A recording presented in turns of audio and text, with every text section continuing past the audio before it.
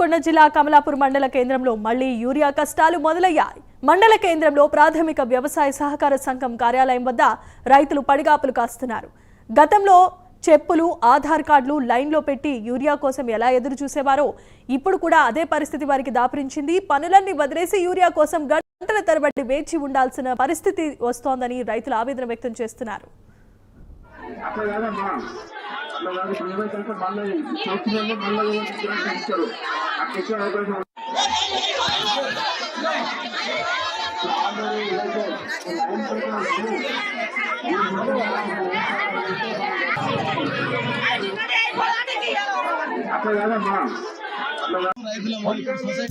కమలాపూర్ మండల్ ఈ చుట్టుపక్కల గ్రామాల రైతుల అందరం 3:30-4 గంటలకు వచ్చినావు.